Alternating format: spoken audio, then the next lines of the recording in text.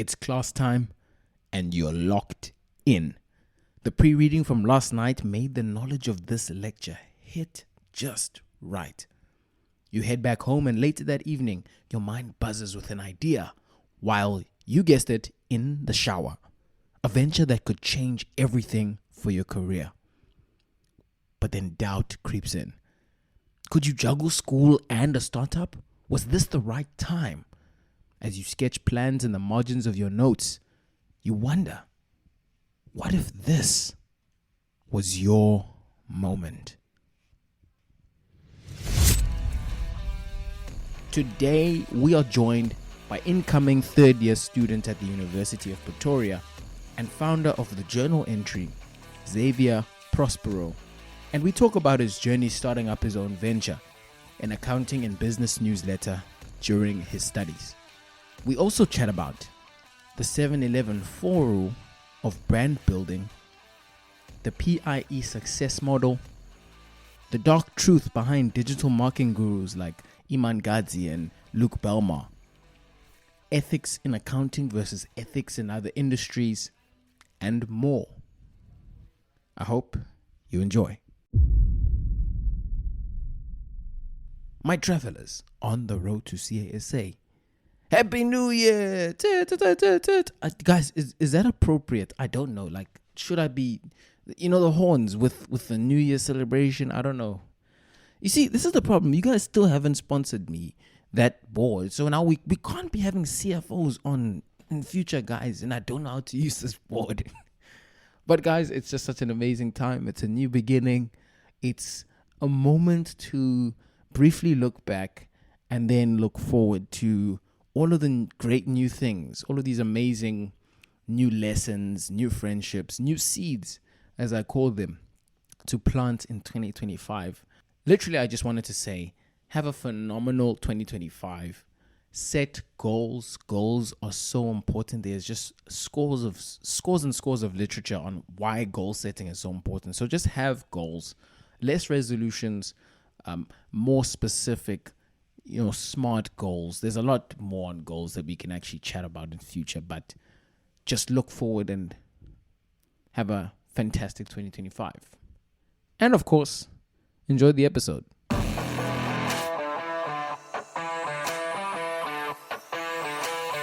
Welcome back, my people. This is the Road to CA podcast, the show for aspiring chartered accountants to inspire, empower, and inform the difference makers of tomorrow. Today, we're joined by an ambitious young student, not just any student, a student of action. He's currently a second-year student, as of this recording, of course, in accounting sciences at the University of Pretoria, while also helping other aspiring accounting professionals, bringing brevity to an inherently complex industry through the journal entry.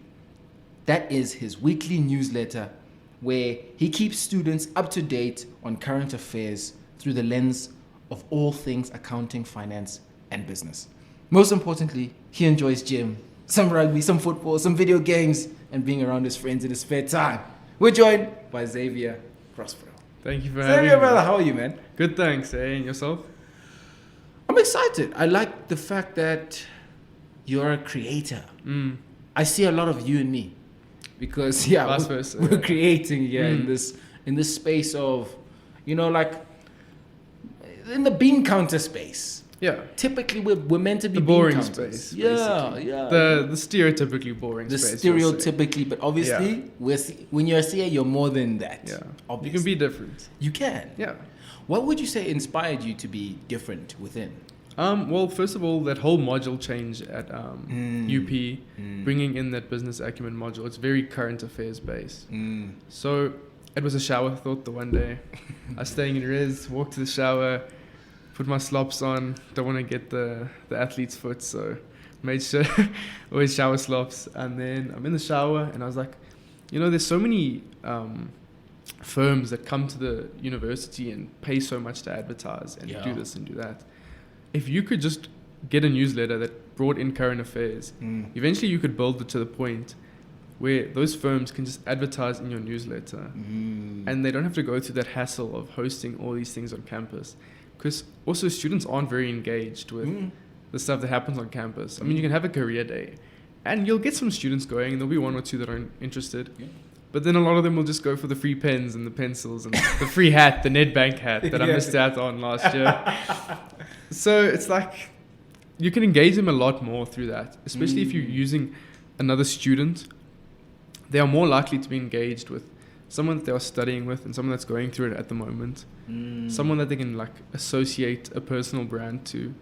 They're so much more likely to be engaged with that than some firm event where they give you a donut and a free hat. You know? That's huge, man. Like understanding how.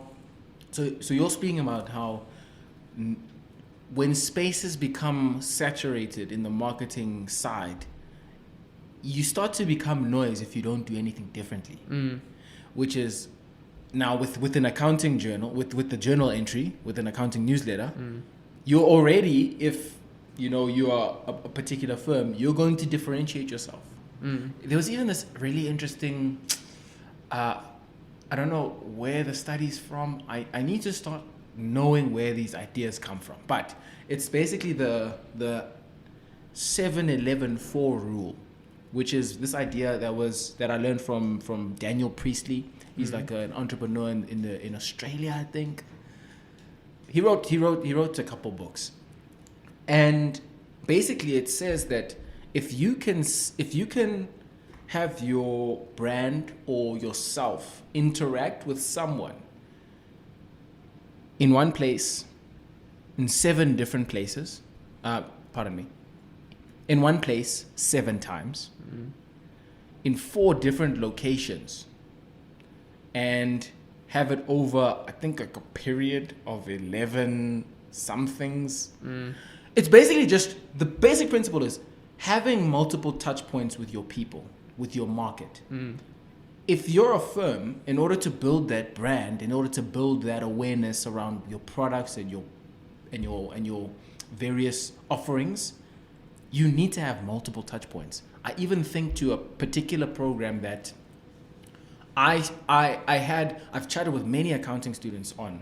I'm not going to plug them on the spot for free. They need to come on and they must share their story. But I remember people saw them at the one fair. And they said, yeah, I saw them then, but like, yeah. And then they saw them in another environment. And then they saw one of their trainees that I had on the podcast. They heard about them. And that was kind of the straw that broke the camel's back. And now they're actually applying and they're going through the application process. So 100%, man, like this is a space like in the journal entry that students are more likely to engage. Yeah. Also on that, I was lucky enough to attend that leadership program at MUA Johannesburg. Yeah. Obviously, because I'm signed with them and they do my bursary and whatever. So the COO was chatting to us, and actually he said it's a little like percentage pie chart that he uses. He hasn't coined a term yet, but he says you've got your performance, your image, and your exposure. And your performance will be 20%, and your image will be 20%. So that makes 40% of your career and your success, let's say. Obviously, it's a bit of an anecdote, but so 40% image and performance, that'll determine how successful you are. The rest is all about your exposure. Because if you aren't seen doing well, and you aren't seen being the person that you are, then you're never going to get anywhere. Because who's going to reward you for seeing that if no one's seeing you do the work? No one's seeing you perform the work well. So you got to be good enough to do the work, but more importantly, you need to get seen doing the work well. That's what he said. So you're saying 40% performance and image? Yeah. And then the other 60% is just your exposure. That's also like with this podcast and my newsletter. That's exposing you to people. That's opening doors for you. Yeah, they can come read the podcast, listen to the podcast and read the newsletter, and they'll be like, yeah, this is good content. But let's say I'm a firm hiring, and I've seen you with your podcast. I've seen you pop up here. I've seen this guy talk on the podcast. This guy talk about the podcast. This guy's mentioned this. Just students like listens to it all the time. I am so much more likely to hire you because I've been exposed to you than maybe the guy that's 100% perfect at doing the work every single time, just because I don't actually know that he's 100% perfect at doing the work, you know? And also a huge thing that it showcases, which is invaluable in today's very volatile, uncertain, ambiguous, and complex world, initiative. It's clear when you're someone who started something, you have the get up and go to start a project within the firm. Yeah. To go and pursue a particular thing and do it. You know? Break barriers. Pick up the phone and call. Hop in the deep end. Hop in the deep end. Dude, okay. Let's go back. Yeah. Where would you say it started for you, this whole CA thing? Where did chartered accountancy come into the picture? So it was I always enjoyed business. At school, I think it's very important, but I do see the flaws that the school system has. Especially, I think, high school, prep school, that's a bit more refined and a bit more clear-cut on the purpose. University, I think, is an interesting topic because I think the system, to a large extent, is failing for the majority of majors. Obviously, you've got your top-tier majors, your finance, your doctors, your lawyers, your accountants, your engineers that'll go out and get a high-paying job. But that's a very small subset of people. So I had my doubts about the whole system. So I was always interested in business. My dad always used to show me stuff. He was on the whole dropshipping wave in 2017. That's crazy. He was like, check this out. I was like, okay, Dad, I'll check it out. So I've always been involved in that space and followed that space. But then I was good enough at school that I could kind of lay back a little bit on the studies and still get the marks, which I'm lucky about. Then my cousin actually suggested to me, he was like, just get a degree. You won't regret getting a degree. What was your cousin doing? He studied economics. Okay. But he's doing insurance now. But he said, look, I know you're good at accounting. I know it kind of just clicks for you. Just have a look at it. Just have a look at studying accounting. You won't regret having a degree. And if you want to do your own business, it's such a good standpoint for you to have that so many people recognize it, that it'll build on your own business. So I said, okay, I'll keep an eye out for it. I was probably about grade 10, grade 11. Okay. And then matric year came and did some job shadowing through my teacher.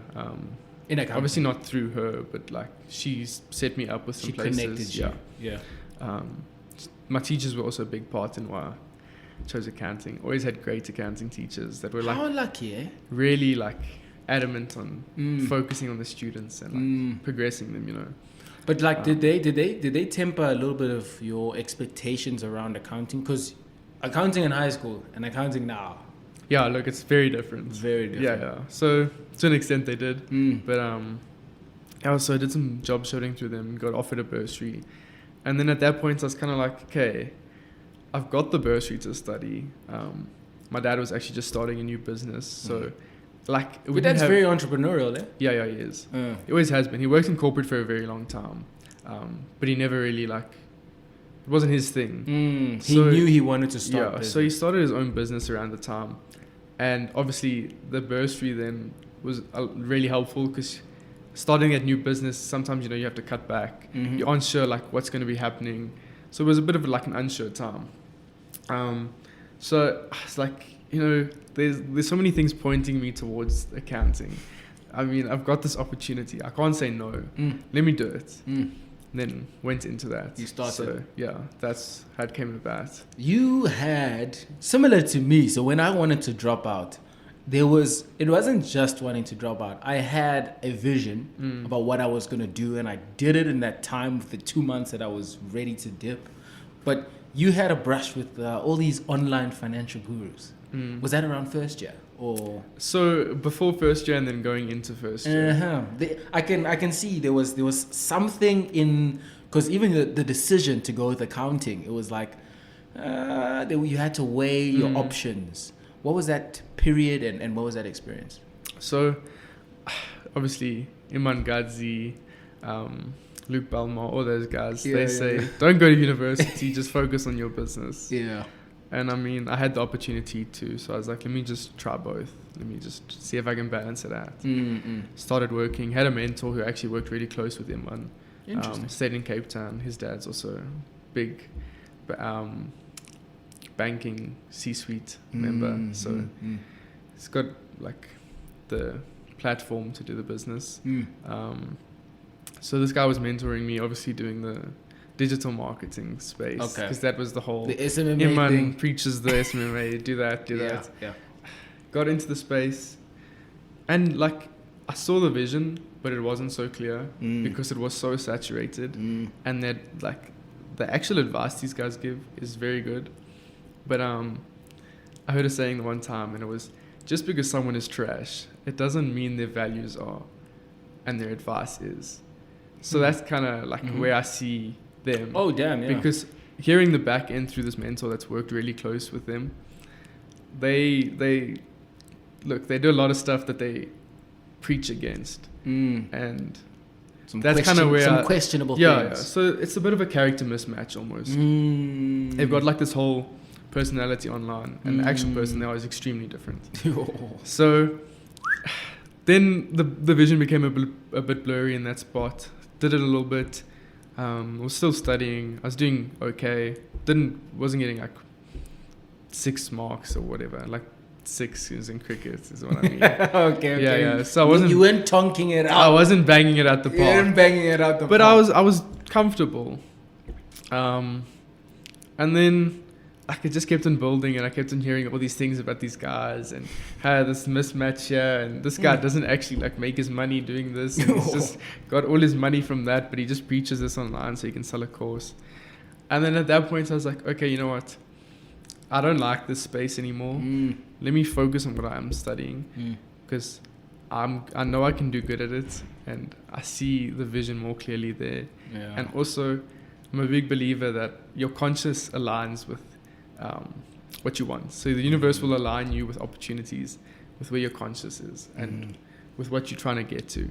So that's the whole manifesting thing. I'm also very religious, which plays into that. So I sat there one day and I'm thinking, I've got this opportunity to study fully paid. Like, it's obviously something's pushing me that direction. My cousins pushed me that direction. I'm good at accounting. Like, I was good at accounting in high school. I'm still passing that and like not doing that much work. Let me just go that way. That's where the universe wants me to go. That's where God wants me to go. Let me just go. And then I started focusing on that. Then the newsletter idea came about, and second year started, put the newsletter into place, and this year's been a breeze. Huge thing for me is to be careful not to make decisions based off of things you don't fully know. I think that's a huge lesson that I'm hearing from your story and that I see from my story. I was making a big decision, or quote unquote big decision. I think it wasn't life changing type of big. I could probably still get in. I did well in matric, so I could get into these programs afterwards. But I'm making big decisions without being fully informed of what I'm missing out on and what I'm getting into. So when you just look at the diamonds and gold and all these flashy things of these guys online, what you're missing, and which is so amazing that you had, is a real perspective. That mentor of yours, oh my goodness, that was a blessing from God, because that guy gave you the real vision. Like, he gave you the untempered... He said, look, this is the real deal. This is what you're getting into. You know what I'm saying? A lot of guys are fakes. In the space, a lot of guys are fakes. It means fewer guys are as successful as you think. And, which is a big one that you mentioned, fewer guys are successful in the way that aligns with you. Because they have to do it through deplorable means. You have to lie to everyone, claiming that you're successful to be successful. Yeah. Oh my goodness. That's not a very ethical, trajectory. And I think it's very much against everything that becoming a CA is all about. Being a CA, if you're the guy who's holding the cash, you are the lifeblood of the company. If you're lying to the people, if you're the guy who goes and presents the financials, if you're lying to the investors, everything is going to go crumbling to the ground. It's going to be a nightmare. A marketer can lie. A A And marketer can afford to. Yeah, and they can pass it off as salesmanship as well. You see. But if you are cooking the books and this figure's like doing something there and that one's doing something there, that whole thing is not going to stay there for very long. That whole business is going to be probably wrapped up in a couple of years. That's if you've the got thing. your guy lying, your accounting guy lying. It's just not going to work. Yeah, so, and as you said, I'm also religious as well myself, and even from taking it out of a religious realm, I think there is something powerful about operating with the unconscious in line, because there's the conscious mind where there's thoughts and there's things that are happening that you have control over, which is like the tip of the iceberg. But then there's the things that are below, in the water, right? That you can't see, but is the main mass of everything, and that's your unconscious. That has to align, because that's the thing that's going to drive your actions. It's the thing that's going to drive. If you're in that business, in that marketing, whatever, and you feel like you are a fraud, and you have not grown up in a household where lying is okay. You've never grown up as a liar, and now you're having to lie every day. Or in order to be successful, you need to choose between lying or not. You're not going to be putting in the same purpose and passion that you do in a space like this. Yeah. You know? Dude, okay. Have you, now that you've been through 2 years of the course, what would you say has significantly changed about your perspective in the CA realm? So first year I think is a bit different because it's more of like an intro year. Second year, I didn't realize how like theoretical everything actually is. Okay. A lot of people say, do accounting, you're good at numbers. And then you get those IFRS standard books. And that is just words and words and words and theory questions. And so there's a lot more theoretical application than you'd expect. When you get to third year pass, there's less. It's not even theoretical. It's not even just about applying words and putting them into numbers. It's literally about taking numbers and putting them into words. I feel like that's so from first year, I'm not even gonna it's just introduction. You're just wetting your feet. A little bit of FRK, which does get you away. Yeah, get you. But second year, you're starting the real thing. That's where you take words, the standards, you put them in numbers. Third year, you're starting to put the numbers. Now, sometimes you have to calculate things as well, but you take the numbers that you have calculations, and now you got to analyze them. Now you got to interpret them. You got to discuss them. And then CTA, it goes like times 10, like just everything. Yeah, just everything. More words. It's like an avalanche. Yeah, like an avalanche.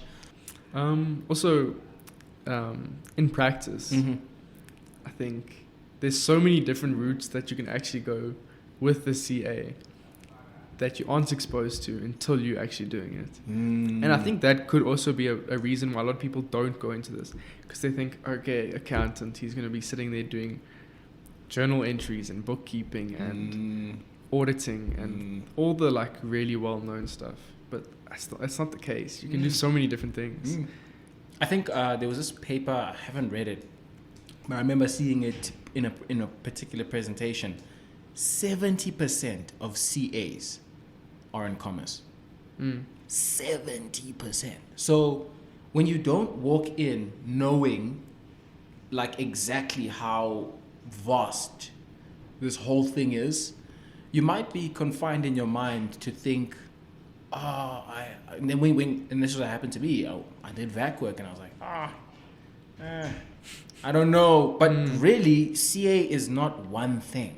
CA is not a job title.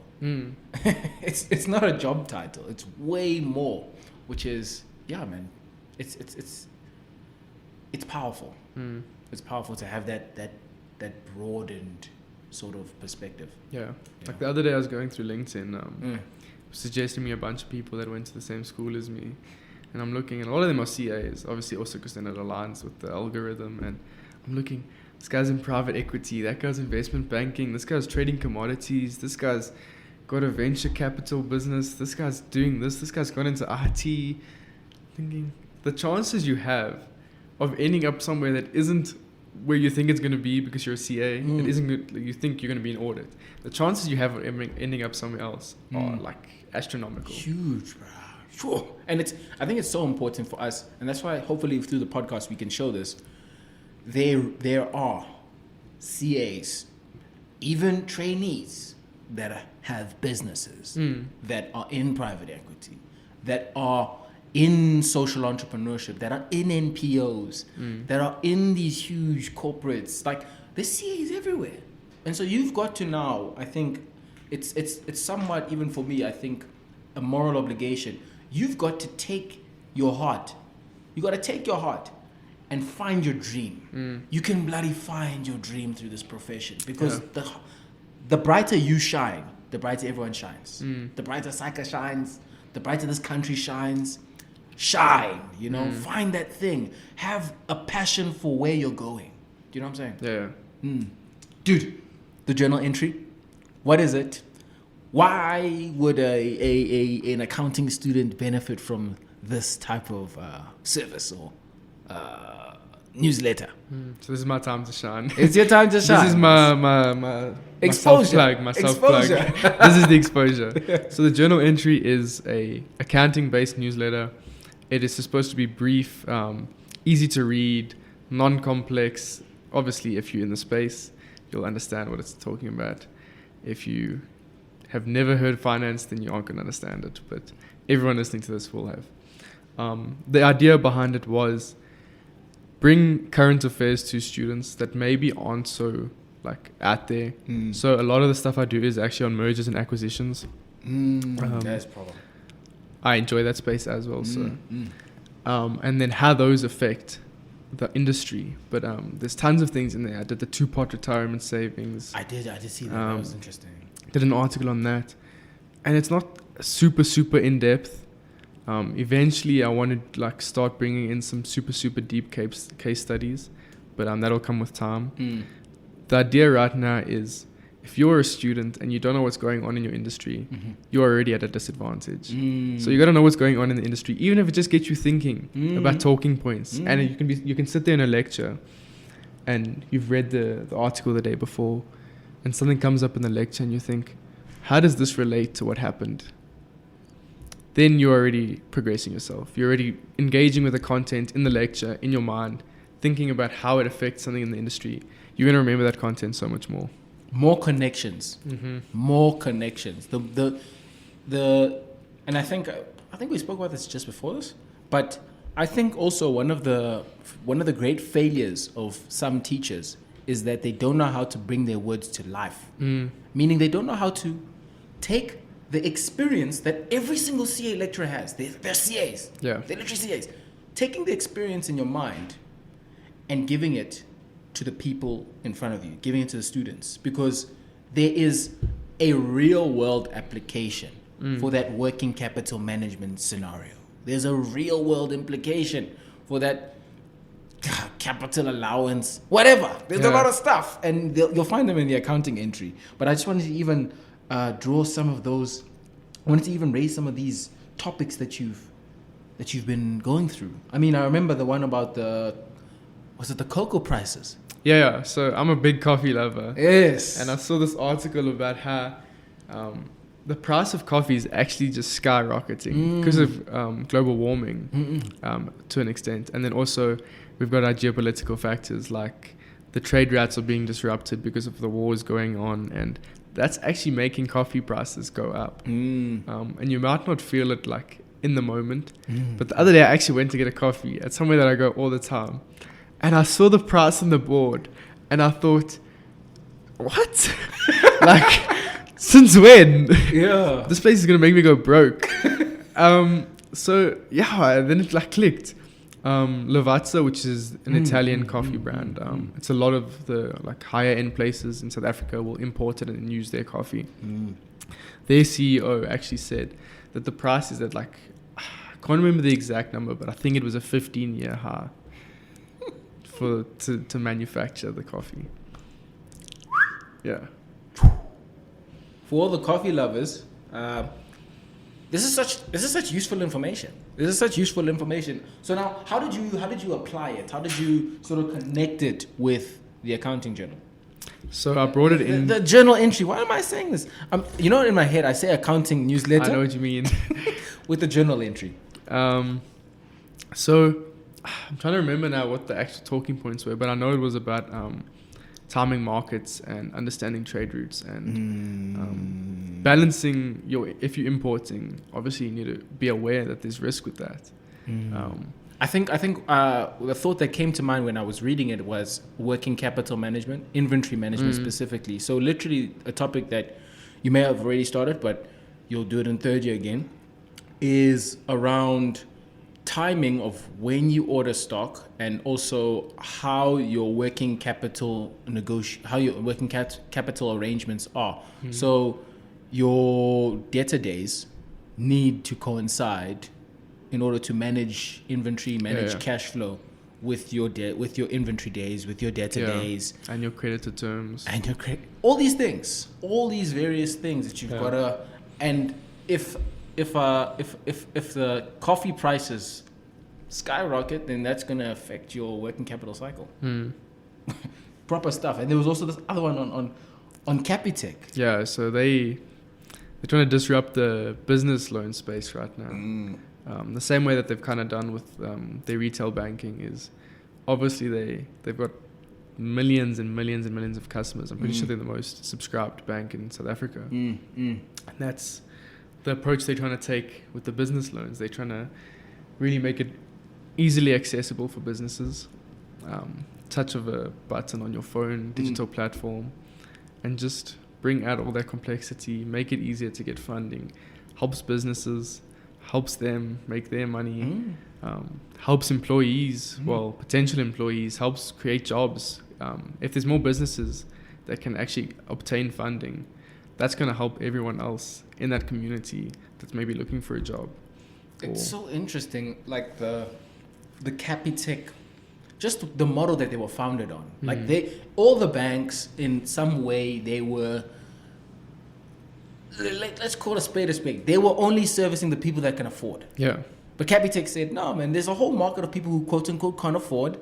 Let me service them. And now they've got they're the most subscribed bank. Yeah. And now they're even going to be servicing the businesses that typically wouldn't get funding. Yeah. Do you know how crazy that is? Because there's this book that my father just got me. It's called Casinomic Revolution. So there's a whole informal sector in South Africa that the statistics don't actually capture. And it's huge, Xavier, like it's huge. And we still haven't captured it. We still haven't formalized it because when things get to a certain size, we need to start having more organization, more formalization.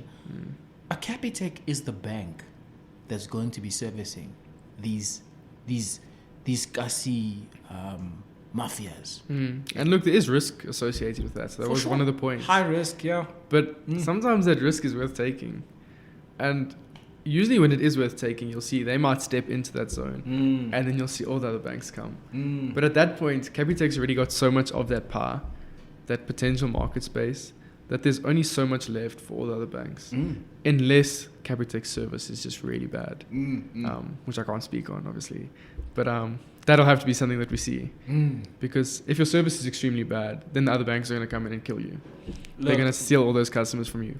But dude, banks suck though. Their service. That is Banks' true. Customer service. It's kind of the devil you know or the devil you don't. So I see what you mean. But like considering that they are such a big bank already, they've obviously got systems and standard operating procedures in place that they will make it work and they will probably retain a good portion of their customers. They've definitely got a strategic foot. They've got a strategic foot forward. Okay, if you had a crystal ball in front of you, Xavier. Yeah. Crystal ball, we can see inside. It's murky, but it's starting to clear up. And we can see Xavier from high school, first year, way back. What would you tell him? Do as many things as possible.